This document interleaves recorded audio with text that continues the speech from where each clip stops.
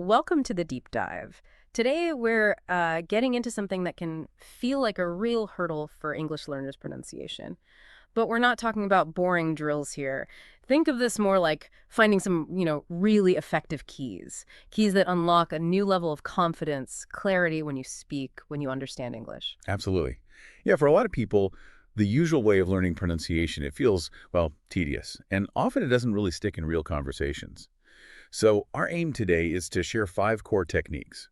Think of them as practical tricks, maybe, things you can start using right away to make a real tangible difference. hmm And we've also got a bonus tip, plus we'll look at some smart ways to kind of weave pronunciation practice into your daily life. Exactly. Yeah, we've sifted through our resources, articles, research notes to really boil down what works. So by the end of this deep dive, you'll have solid, actionable techniques, things you can use immediately to improve how you sound and how you understand spoken English. Okay, let's jump in. First technique. Listen, like a musician. What's the idea there? Right. It's basically by shifting gears, moving from just sort of passively hearing English words to actively listening. Listening for the music in the language. You know, the melody, the stress on syllables, the intonation, how the voice goes up and down. Okay, it's like music. Yeah. Take computer. You might hear some learners say computer, stressing the first part. But native speakers, they usually go computer, stress on the second syllable. And that small shift, it makes a huge difference in sounding natural. Oh, I see. It really is like learning a song, isn't it? You wouldn't just read the lyrics on a page. You'd listen really closely to the rhythm, the melody, how the singer phrases it. Precisely. That's the perfect analogy. And just like you learn a song, often by, copying the singer, mimicking. Improving pronunciation involves actively mimicking native English speakers. Yeah. So tune into podcasts, songs, movies, anything with natural spoken English.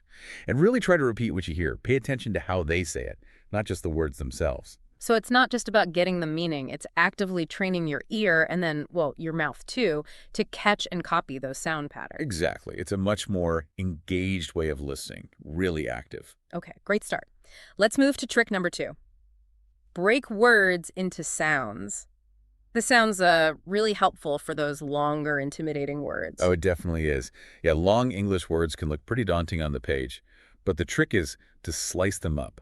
Segment them into smaller, more manageable sound bits. Instead of tackling the whole monster at once, you break it down into, like, bite-sized chunks. Can you give us an example? How does that work in practice? Okay, sure. Let's take comfortable. Now, if you look at the spelling, it looks like comfortable. Mm-hmm. 4 syllables. Mm-hmm. There. Seems straightforward. But in natural, everyday speech, it's often closer to comfortable.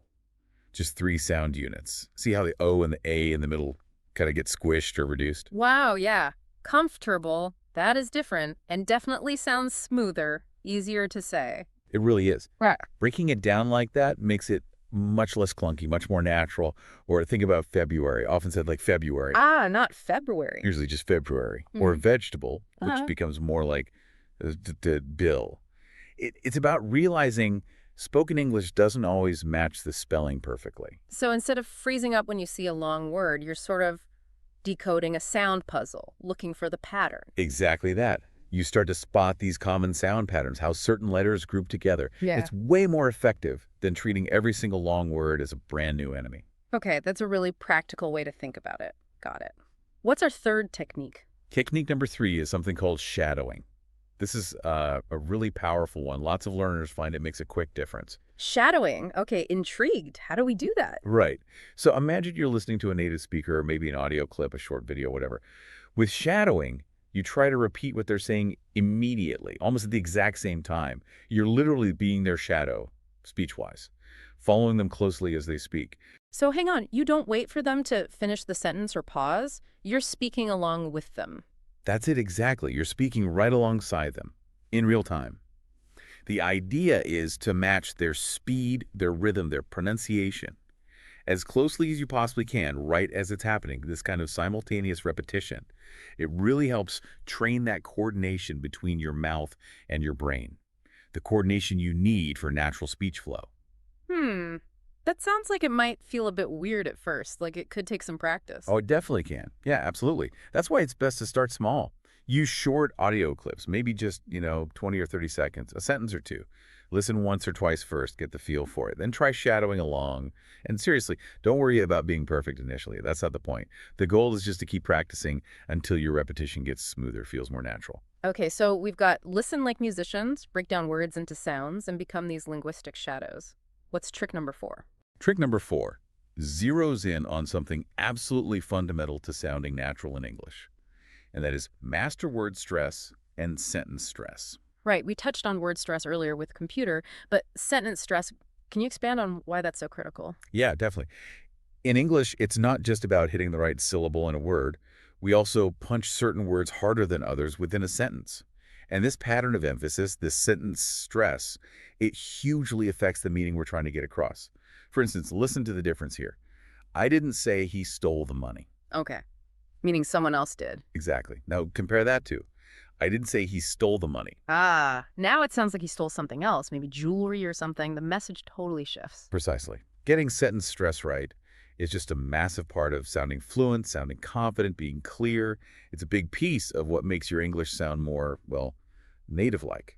Generally, English speakers tend to stress the words carrying the most important or new information in the sentence. Content words, usually. That makes sense. Okay, so how do we actually, get good at this? How do we master it? The best way is, again, active listening. Pay attention to how native speakers emphasize words when they talk. Not just what they say, but how they stress it. Then you practice. Read sentences out loud. Try to consciously figure out which words should get the emphasis. Mark them if it helps. Then try reading it with that rhythm. It might feel a bit robotic at first, maybe. A little unnatural. Yeah, possibly. But with practice, you'll start to develop a more intuitive feel for the natural rhythm of English sentences. All right, makes sense. Practice and active listening. Okay, we're down to our final core technique. What's number 5? Number 5 is record yourself and compare. Now this might feel a little odd, maybe even uncomfortable for some people at first, but honestly, trust me on this, it's an incredibly powerful tool for self-correction and improvement. Yeah, I can totally picture that. The thought of hearing your own voice recorded, some people really cringe at that. They do, it's common. But the process itself is simple. You just record yourself speaking. Maybe read a sentence, a short paragraph in English. Then, and this is the key part, you play it back. You listen really carefully, and you compare how you sound to how a native speaker sounds saying the same thing. You can find tons of examples online, of course. Okay, and when we're doing that comparison, what specific things should we be listening for? What are we trying to spot? You're listening for the gaps, the differences. Which sounds or syllables sound a bit off. Is your rhythm different from the native speakers? Are you maybe stressing the wrong words in the sentence? This kind of direct self-feedback is just invaluable because it helps you pinpoint exactly where you need to focus your practice, removes the guesswork. And I guess it's not purely about finding mistakes, is it? It must be pretty encouraging to actually hear yourself getting better over time, too. Oh, absolutely. That's a huge part of it. By recording yourself regularly, maybe even just for a minute or two each day, you'll start to hear the improvements. Maybe that tricky that sound you've been working on is getting clearer, Yeah. or your sentence rhythm is sounding smoother, more natural. Hearing that progress with your own ears, that could be a massive confidence booster. Yeah, I bet. So make it a regular habit. You'll probably be surprised how much your pronunciation develops. Okay, so let's quickly recap those 5 core tricks. Listen like a musician, break down words, use shadowing, master stress, and record yourself. How do these all kind of fit together? How do they help us improve overall? Right, they're really synergistic. They definitely build on each other when you use them together. Yeah. Think of it like a multi-pronged attack on improving your spoken English. So you might start by listening really intently to a native speaker that's trick 1. Then maybe you pick a sentence they said that feels tricky, and you break it down into smaller sound bits, trick 2. Next, you try shadowing the speaker, saying that same sentence, that's trick 3. While you're doing that, you're paying super close attention to their word stress and sentence stress, trick 4. Got it. And then finally, you'd record yourself saying that sentence and compare it to the original recording, trick 5. See how they link up. Yeah, that paints a clear picture. It sounds like a very active, very focused way to practice, not just passive listening. Exactly. And the really great thing is, it doesn't have to take hours and hours. You could effectively hit all 5 techniques with just a couple of short sentences each day. The real key like with learning pretty much any skill, is consistency. Just keep showing up. Even 10, 15 minutes of focused practice daily. That can lead to really noticeable improvements in how clear you sound, how confident you feel speaking English. And like we said at the beginning, you don't need fancy gear for this, right? Just your phone, probably some audio, and your own voice. That's it. Simple tools readily available.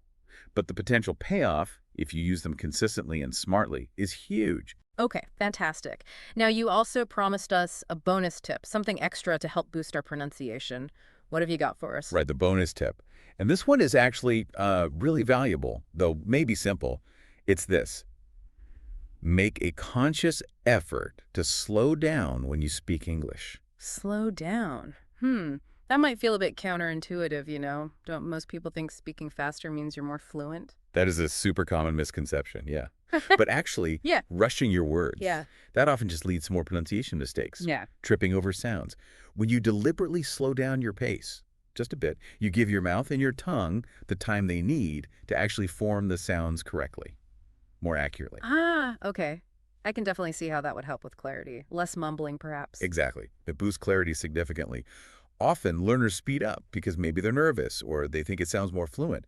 But think about really articulate, experienced speakers. They don't necessarily talk super fast, do they? No, not always. They prioritize clear articulation, they use pauses effectively, they put emphasis on key words, and you can do the same thing. Speak with intention. Like, each word counts. That's what really conveys fluency, clarity, and control, not just raw speed. Speak slow, sound strong. I like that. That's a great little mantra to remember. It really is. It's a principle that can make an immediate difference for a lot of learners. Okay, now to make all these techniques really tangible, really concrete, how about we try a quick practice example? Work through it together. Excellent idea. Let's do it. Let's take a super common, simple exchange like, "Hi, how are you?" Okay. Then the reply, "I'm good, thanks. What about you?" Mm-hmm. And the response, "I'm doing well too." Basic stuff. Okay, basic but useful. Let's apply our tricks. How do we break this down? All right, first up, listen for the stress. In "hi, how are you?"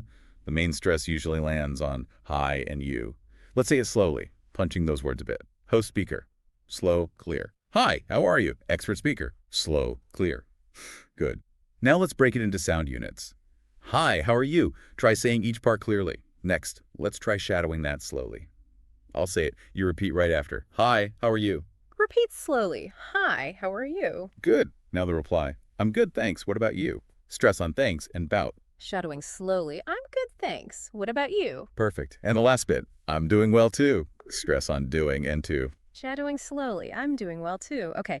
Now, listener, this is your turn. Take a moment, pause this if you need to. Say that little dialogue out loud. Really try to feel the stress on the words we pointed out. Hi, you, thanks, about doing too. And think about the individual sounds in each word. Be deliberate. And hey, if you can, record yourself. Then listen back and compare it to how we just did it. See? This quick little drill, it actually uses all 5 of our main techniques in a really practical way. Absolutely. And doing regular practice with short, common dialogues like this, it really helps embed these techniques. You'll start seeing improvements in your everyday speaking. Okay, so we've covered a lot about how to improve. But what about the flip side? What are some of the really common pronunciation traps or mistakes that learners fall into? Oh, there are definitely a few recurring ones. Mm. One big one is silent letters. English is notorious for them, isn't it? Oh, yeah. Think of the K in knife or the B in thumb, W in right. They're everywhere. If you're ever unsure if a letter is silent or not, the best bet is always check a good dictionary, one that has audio pronunciations. That's a super practical tip. Just look it up and listen. Okay, what else trips people up? Another really frequent one is misplacing word stress. We talked about this, but it's worth repeating because it's so common. Remember, sometimes where you put the stress can completely change the word's meaning or even its function, like a noun versus a verb. Think record, the noun, versus record, the verb. Right, like pre-sent and pre-sent. Got it. So paying really close attention to where that emphasis naturally falls is crucial. And I guess ignoring intonation, that musicality we talked about, that must make spoken English sound a bit off, right? A bit flat. Completely. Yeah. Yeah, English uses that natural rise and fall in pitch, the intonation, to convey so much questions, statements, emotions, attitude. If you speak in a flat monotone, it just sounds, well, robotic. unengaging. Remember, the goal is to sound like a human speaking, with rhythm, tone, feeling, not like a text-to-speech engine from the 90s. Good point. Speak like a human, not a robot. Got it. Okay, this has all been incredibly helpful. Now, the big question a lot of learners probably have, realistically, how long does it take? How long until you see real improvement in pronunciation? Yeah, that's the million-dollar question, isn't it? The honest answer is, well, it really varies. Depends on the individual. Factors like, how much time you put in, how focused your practice is, what your native language is, your starting point, Yeah. lots of things. Sure, makes sense. However, the encouraging part is this. With consistent, focused, daily practice, and we're talking maybe just 10 to 15 minutes, using the kinds of techniques we've discussed, Yeah. you can often start to hear and feel a noticeable positive difference in your pronunciation within, say, about 2 to 3 weeks. Wow, 2 to 3 weeks. That's actually pretty quick. That's really motivating. It can be, yeah. And remember, the main goal isn't necessarily perfection, right? It's not about sounding exactly like some specific native speaker from London or Los Angeles. It's about being understood clearly, feeling more confident when you communicate. And consistent practice will absolutely get you closer to that goal. Guaranteed. Okay, so to make this super practical, really actionable for everyone listening, Mm-hmm. could you maybe outline a simple daily routine, something someone could do in, say, 10 minutes? Yeah, absolutely. Here's a possible 10-minute daily workout you could try. Yeah. First, spend maybe 2 minutes just listening actively to a short clip of native English speech. Podcast, news, whatever. Then take maybe 1 or 2 sentences from that clip and write them down. Next, spend a couple of minutes breaking those sentences down. Mm-hmm. Focus on the sounds. How does your mouth feel making each sound? Where's the stress? Then maybe 3 minutes doing shadowing. Repeat those sentences along with the audio. Try to match the rhythm, the intonation, the feeling. Really focus on the stressed words. Right. And finally, take the last 2-3 minutes to record yourself saying those sentences. Then listen back and compare your version to the original audio. Spot one thing to work on tomorrow. 10 minutes. Listen, write, break down, shadow, record, compare. That sounds totally doable for most people, even with busy schedules. Exactly. It's manageable. Yeah. And if you stick with it day after day, you're very, very likely to see steady improvement. It adds up. Okay, great. Now, we know certain sounds in English are just, well, notoriously tricky for many learners. Could you maybe highlight a couple of those common problem sounds and offer a quick tip for each? Sure thing. Yeah, there are definitely some usual suspects. The cough sound is a big one. Whether it's the soft thoo, like in think no voice, or the buzzy thoo, like in that voiced. The key for both is tongue tip gently between your teeth, just the very tip. Then release air. It's different from cis or z, where the tongue stays behind the teeth. So sink versus think. Feel the difference. Yeah, definitely. Tongue placement is key. What else? Another classic pair is V versus W, often confused. For V, like in your top teeth, gently touch your bottom lip. And you should feel a vibration, V, V, V, V. E, V, V, V. Okay. For W, like in water, your lips need to be rounded. Then you push air out as you open them slightly. WWW, no teeth involved. So vest versus west. Got it. Teeth for V, rounded lips for W. Exactly. And the L and R sounds can also be tough depending on your first language. Practicing words that only differ by that one sound, they're called minimal pairs, can be super helpful, like light versus right or collect versus correct. Really focus on the tongue position for each. So it really boils down to almost physically training the muscles in your mouth, your tongue, your lips, to make these specific movements correctly. Precisely. Think of it like going to the gym, but for your mouth. You have to do the reps. The more you consciously practice the correct movements, the stronger and more automatic those pronunciations will become. Okay, that makes sense. We've talked a lot about listening at the word and sound level, but how can we take our listening skills further? How do we train ourselves to listen more like a native speaker does, in a broader sense? That's a great question. It's about moving beyond just catching individual words. It means tuning into the flow. How do native speakers naturally connect words together? That liaison or linking. Pay attention to the subtle shifts in their tone, how their voice goes up or down slightly to show emotion or emphasis or ask a question. Even notice their breathing patterns sometimes. Where do they pause naturally? And you mentioned reductions earlier, right? Like gonna and wanna. Exactly. You start noticing those common shortcuts in casual speech. Gonna for going to, wanna for want to, let me kinda for kinda, loads of them. Learning to recognize these, understand them, and maybe even start using them yourself. That makes your English sound much more fluid, much more natural. So it's really about studying how English is spoken in the real world, not just the textbook version, the whole soundscape. Right, absorbing the overall flow and rhythm, not just the dictionary definitions. You got it. Okay, here's another interesting idea we came across. The power of pauses. Now that seems counterintuitive again. How can pausing actually help pronunciation? Shouldn't we aim for smooth, unbroken speech? Well, strategically placed pauses can actually make your speech sound much clearer, more confident, and more impactful. Yeah. A lot of learners, like we said, feel this pressure to speak fast, nonstop, Yeah. because they think that equals fluency, but often it doesn't. Mm. Using pauses effectively does a few things. Yeah. It gives you a split second to breathe, to think ahead. But crucially, it also gives your listener a moment to process what you've just said. It adds weight to your words. It shows you're in control of your message. Think about it. Saying, today, I want to talk about pronunciation. Hmm. That feels much more deliberate and easier to follow than just rushing it all out in one breath, right? Yeah, definitely more impactful. Less chance of the listener missing something. Exactly. So remember, silence isn't always bad in speech. A well-timed pause can be powerful, and it certainly helps you articulate more clearly when you do speak. That's a really valuable perspective. Pause for power, maybe? Something like that. Okay, now for something maybe a bit more lighthearted, tongue twisters. Are these just kids stuff or can they genuinely help adult learners with pronunciation? Oh, they're definitely not just for kids. Tongue twisters are actually a fantastic and fun way to train your articulators. That's your tongue, lips, jaw muscles.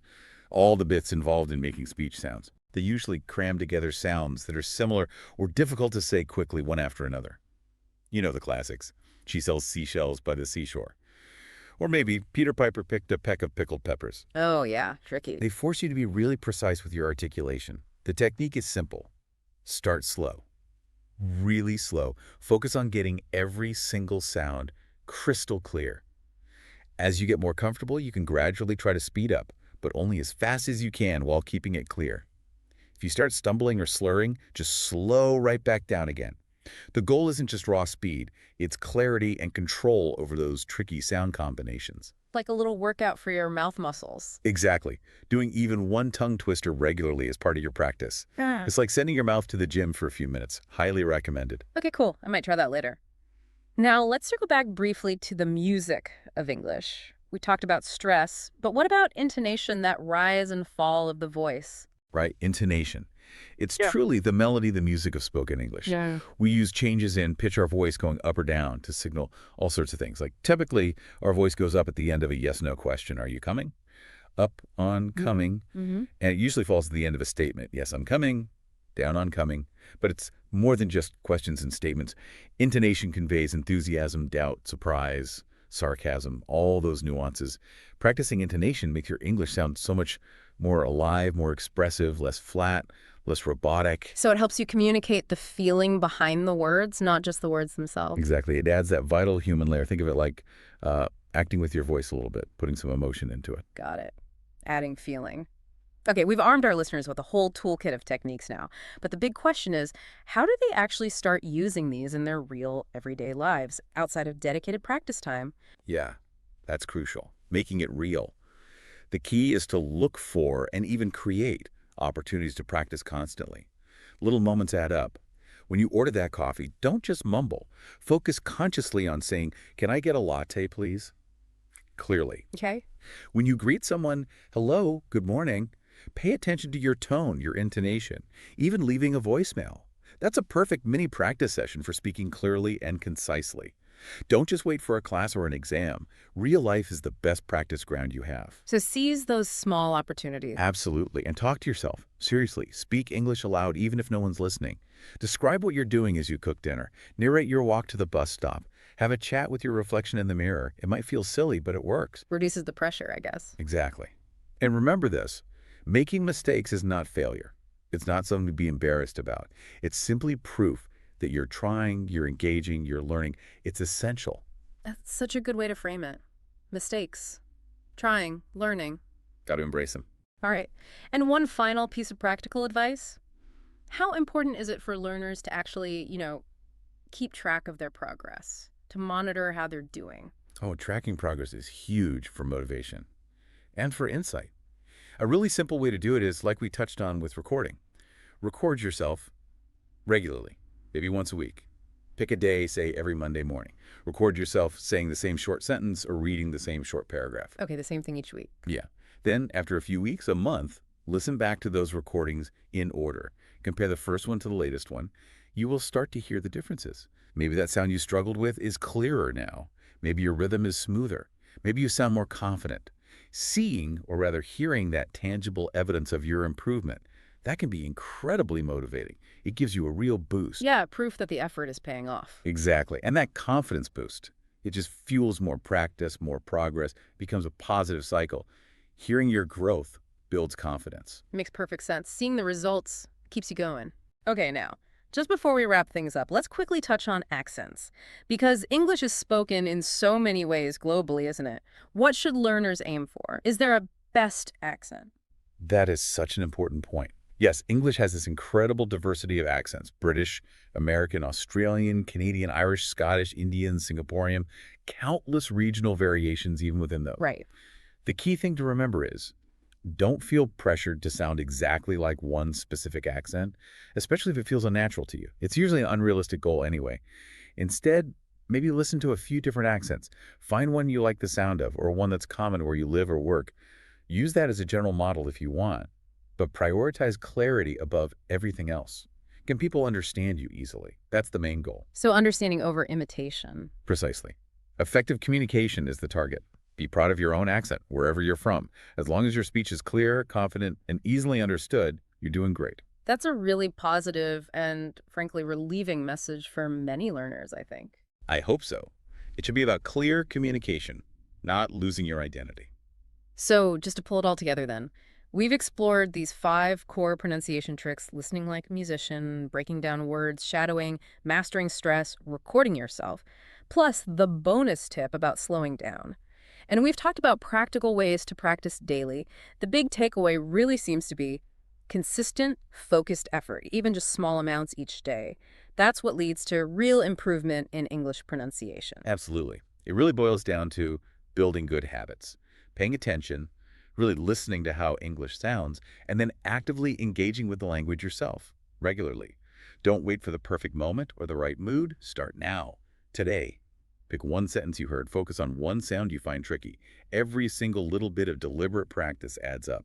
It makes a difference over time. And remember, you're not alone on this journey. Keep practicing, keep speaking. You will see progress. You absolutely will. Just keep at it and keep speaking any way you can. You know, thinking about it, it's really striking just how many opportunities there are for practice, hidden in plain sight throughout the day. It's so true. It's not just about sitting down with a textbook, is it? It's about developing this constant awareness, this playful interaction with the language around you. Yeah, like you said, just talking to yourself out loud, describing what you're doing while you make tea or whatever, feels weird maybe, but it gets your mouth moving, your brain thinking in English. Exactly. Your mouth gets the physical practice, your brain reinforces the patterns, or, shadowing bits of movies, repeating dialogues from shows you like. That's fantastic immersion. You absorb rhythm, intonation. Even just singing along to English songs in the car, What? or using voice commands on your phone or smart speaker in English, it all counts, right? Totally. Every little bit helps build that muscle memory, that confidence. Recording yourself, reading a recipe aloud, trying those tongue twisters we mentioned while you're waiting for the bus. Find what works for you, what feels maybe a little fun, and stick with it. I liked the idea, too, of just naming things around you in English, like, okay, that's a chair, window, lamp, or even trying to describe your feelings aloud. I'm feeling a bit tired today. Low pressure, constant reinforcement. Precisely, and getting playful. Give a fake tour of your apartment in English. Act out a scene from a book. Have a pretend argument with yourself where you take both sides. It sounds silly, but it's active use of the language. And those little environmental cues, too. Reading signs aloud, repeating ad jingles. It seems small, but it keeps English active in your mind and mouth. Exactly. It's about consistent exposure and active engagement. Whispering practice words before bed, mimicking mouth shapes you see on TV, saying hello in different accents just for laughs. Yeah. Every tiny bit of conscious effort pushes you forward. Narrating silent videos, trying to match newsreaders' intonation, talking to your pet in English. It all adds up. So, the core message, loud and clear, is just start speaking now, consistently, in any way you can find. That really is the ultimate key, isn't it? Unlocking that fluency and confidence in pronunciation. That's the heart of it. Absolutely. Embrace the process. Learn from the mistakes. Celebrate the small wins. And most importantly, just keep speaking. Fantastic. Well, thanks for taking this deep dive into pronunciation with us today. We really hope you listening found these techniques and ideas useful. Now get out there and start speaking with more clarity, more confidence.